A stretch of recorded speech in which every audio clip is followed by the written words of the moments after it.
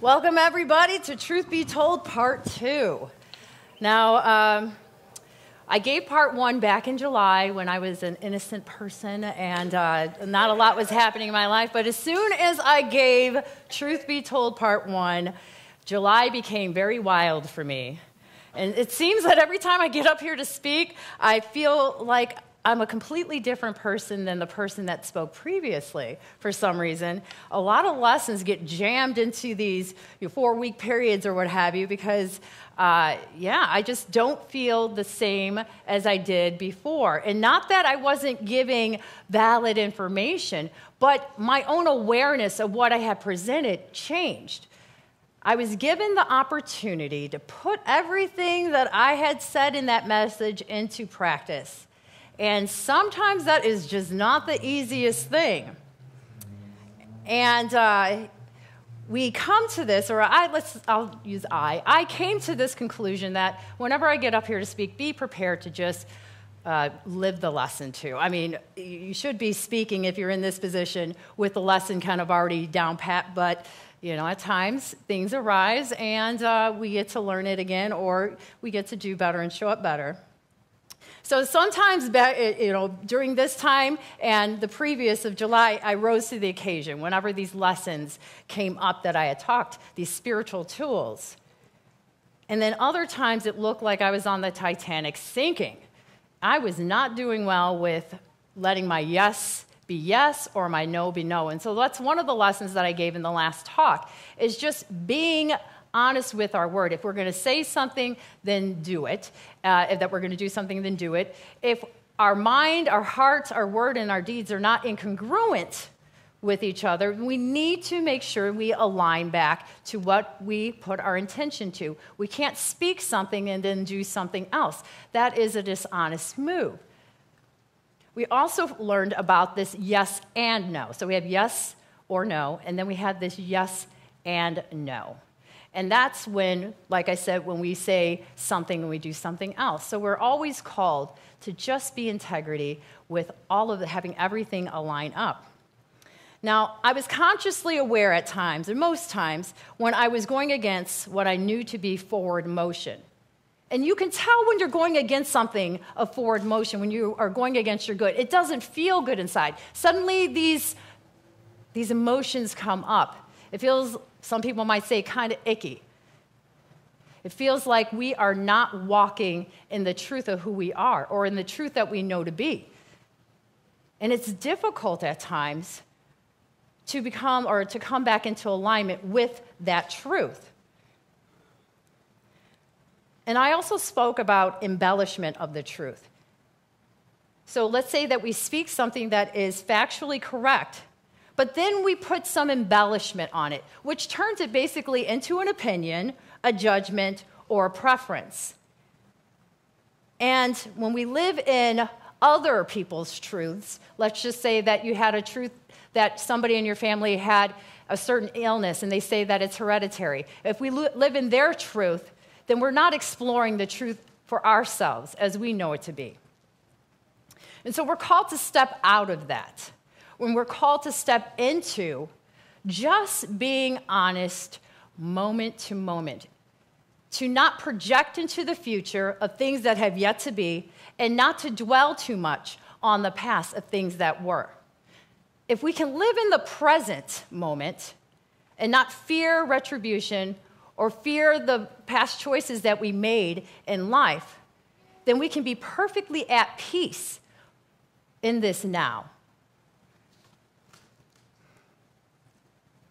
And it seemed that I had covered all the bases with Truth Be Told in July, but for some reason, I decided to do a part 2. And up until a few hours ago, truth be told, I was uncertain of what this talk was actually going to be about and how it was going to go. I had committed myself to the point of writing on Friday evening in the newsletter and on the website the following blurb or short little, information of what you could expect in today's message. So this is what I wrote. In an interesting twist, part 2 of Truth Be Told involves some hard-to-hear honesty. And let's be honest, sometimes the truth is painful, but this may very well be the truth that sets us free. So right now, let us begin to explore if I wrote one on Friday, is actually factual today. And every month, I dive into a new book. I just love reading. I'm a lifelong student, a learner, and I love to explore spiritual messages from different viewpoints. Not just Christianity, not just Hindu. I just love to see what everybody out there has to say. And so for the past few weeks, I've been immersed in this book, The Translucent Revolution by Arjuna Agda. And I'm telling you, this is a gem. I mean, when I first got it handed to me, I was like, how am I going to get through this book? This is crazy. But you could actually turn to any page in this book, and it has a life lesson given by somebody who has gone through it. And it covers everything. And when I mean everything, I mean everything. And so there is nothing that this book does or shies away from. It tells the truth of, as the author and the other additional writers have gone through. And I also realized that the undercurrent of everything was these right relationships that we're called to have with one another.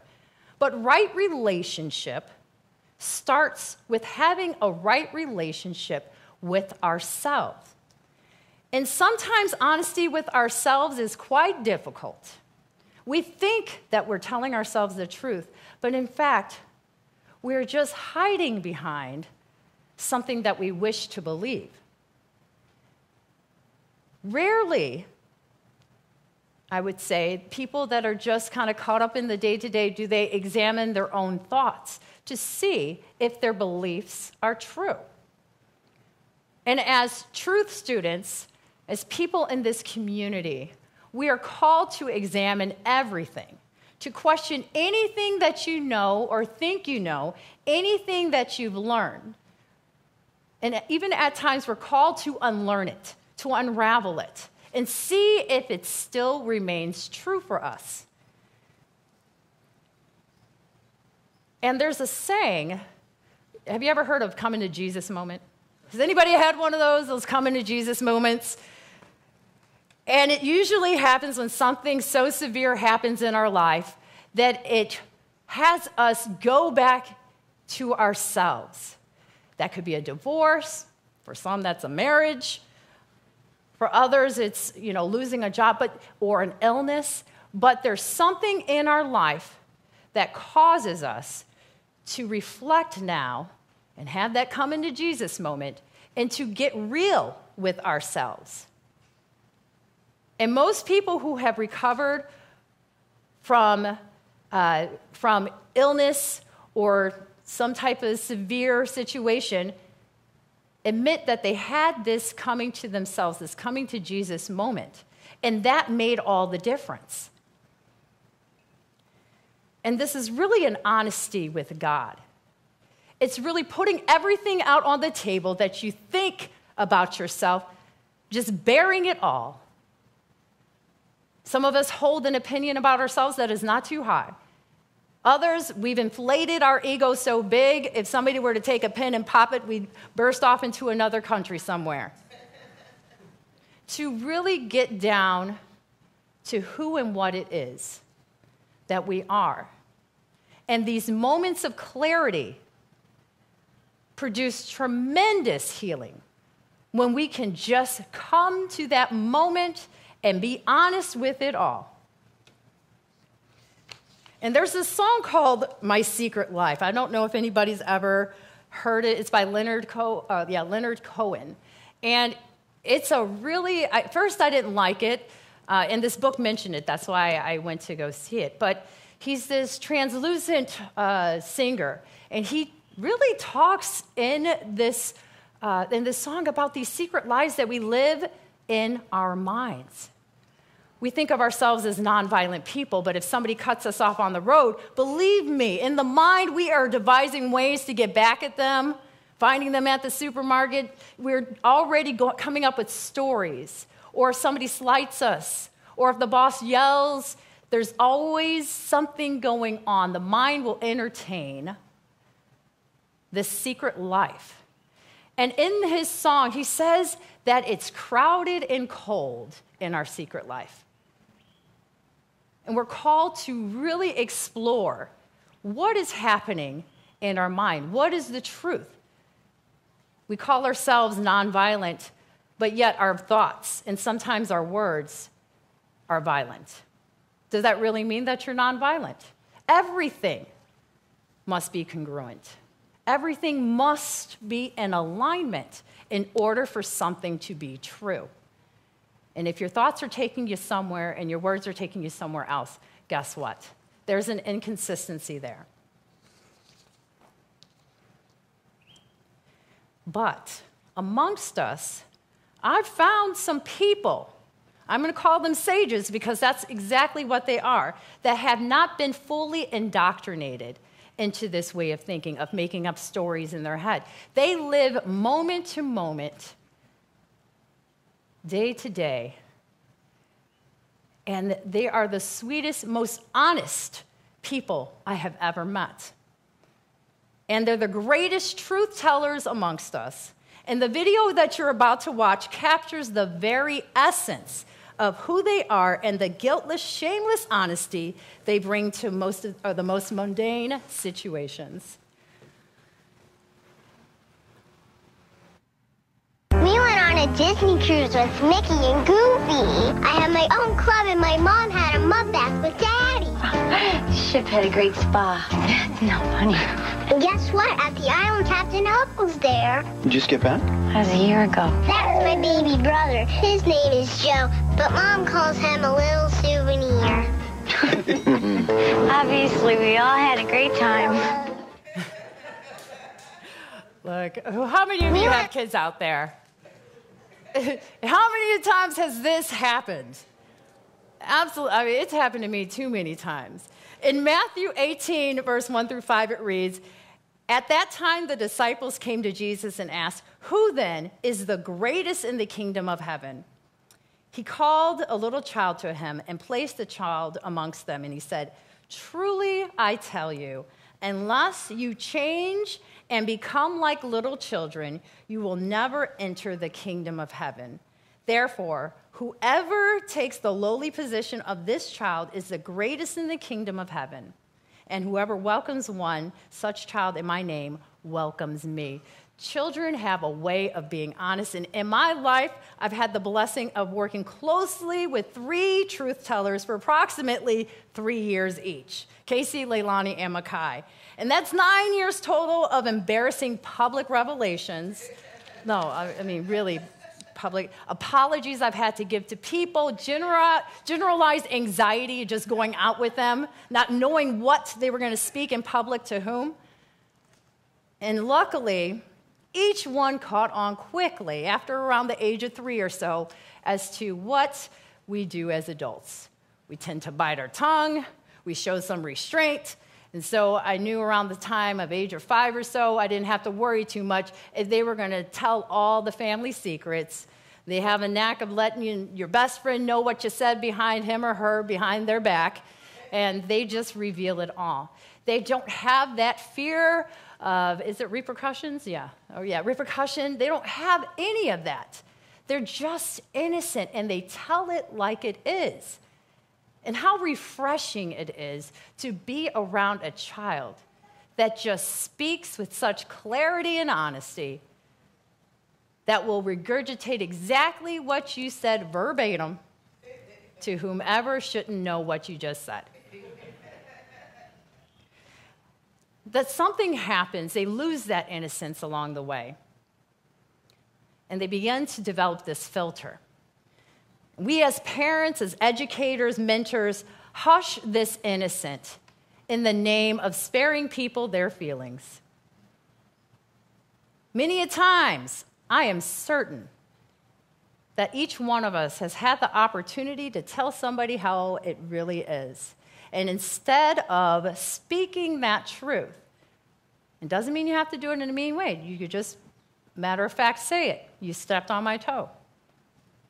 But instead, we say, oh, sorry, my bad. You will start to apologize for yourself for even being in their way.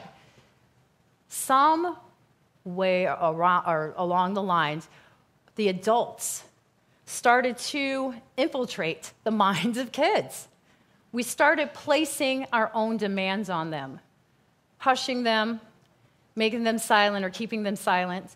And then now we have adults of little boy and little girl not heard, or these other peculiarities in our personality that don't speak up when faced with an injustice, that keep quiet and say that they're okay when life is falling apart. How did that change? As a child, we demanded that our needs get met. Probably not in the most nice of ways. You know, later on, executive functions came into play, and we learned to temper that.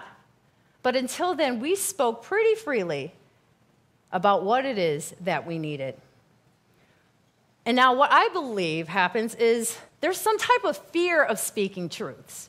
For some reason, we don't want to hurt people's feelings, or it might seem that our truth is a little too harsh for reality. Believe me, there is nothing that happens in your mind that hasn't already happened. Nothing under the sun is new.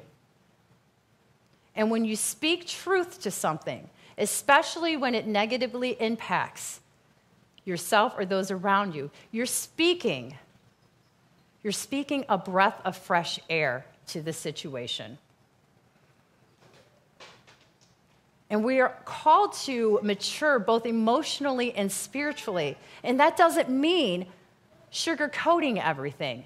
That doesn't mean smiling all the time. That means just being honest to what is. If you're not having a great day, that's okay.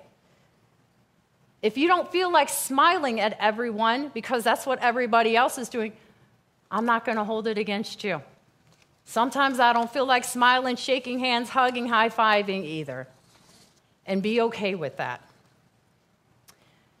If we could see that these things are not transgressions, but just honest moments that people are taking with themselves, then we can be in a position to honor them where they're at, instead of expecting them to show up the way that we would like them to show up. There's a lot of people in this world that I want to change, believe me. Every day I've got at least 5 people on my hit list. And this is not what I am here to do. I'm here to examine within me that which needs to be healed, a belief that needs to be released, so something bigger and greater and more peaceful can step in.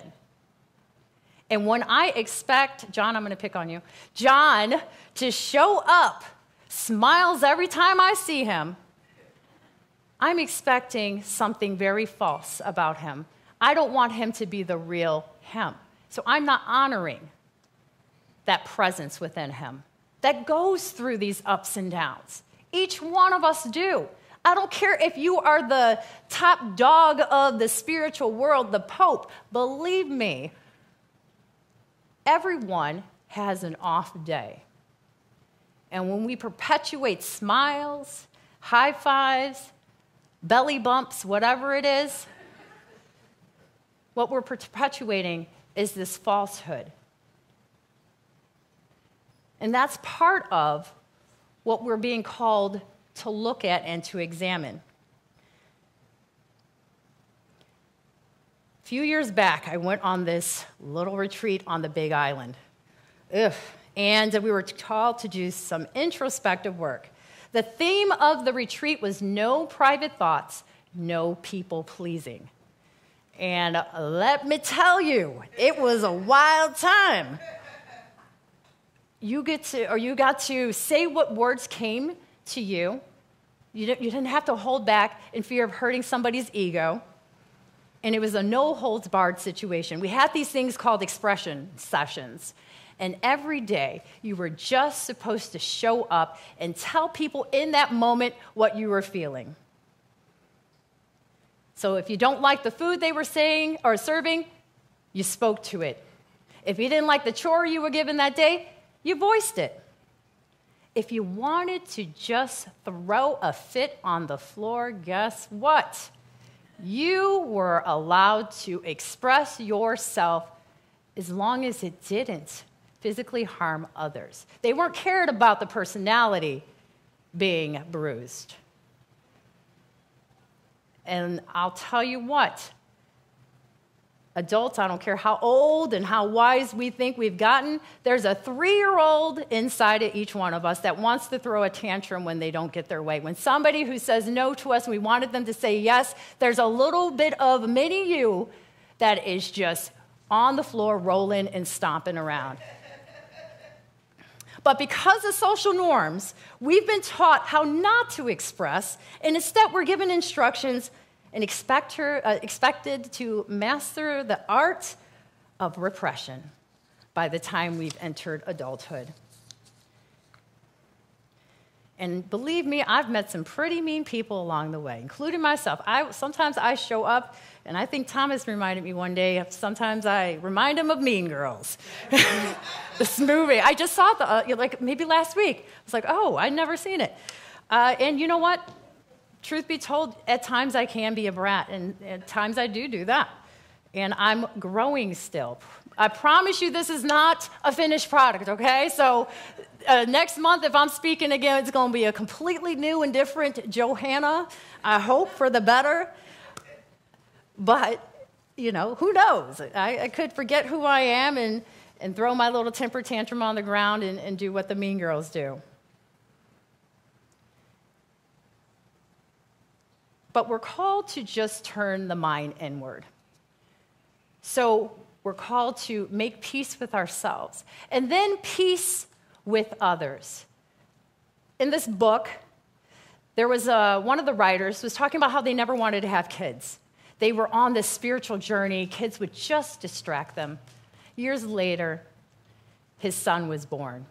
The moment he laid eyes on him, he was released from his own idea of what that spiritual journey was going to look like. Children are the greatest mirrors that we have in this world. They will show you exactly what it is that you believe. If you want peace, they're going to test that. If you think you have your emotions under control at 3 a.m. in the morning, they are going to speak to it or scream to it. They will put you through beautiful opportunities to heal or to reveal those things that are still within you. When you think that you're already up there walking on water, a child at 4 a.m. with a fever will bring you back down to where you are actually at. And there's this, it's coming to me that my mom used to say, a saying, and I'll think of it later, and maybe not. I probably won't. But she just, there's this one, you're only as high as your lowest point. You're only as high as your lowest point. During the times of most difficulty, that's when the truth of who you are or what you're holding, the beliefs, your temperaments, everything, comes out. A person under fire will show you their true colors. And when somebody shows you, as I said before, believe them. It may be a surprise to them what comes out. And it's just another opportunity to heal. If we can look in our relationships, whether it's best friends, boss, whatever, spouse, if we can look to them as a beautiful tool in this spiritual journey that continues to show up and to put that mirror in front of us, we stop making judgment at them and we start showing more compassion. One way this book says that we can show compassion and where we can stop judgment is to say 3 words. So am I. Whenever we have a judgment about someone, put so am I or so am I at the end of it. That brings us back to ourselves. That brings us out of a state of non-judgment and back to reflection. This is where the compassion and the honesty shows up. And I see that my time is coming to a quick end right now, and I got 6 pages still left. So we're not going to, we'll do a Truth Be Told Part 3. How about that? All right. Yeah, all right, Marsha, I'll give you a call with it. So, when we are on this spiritual journey, the moment that we think that we're the most peaceful, that's when we're going to be tested.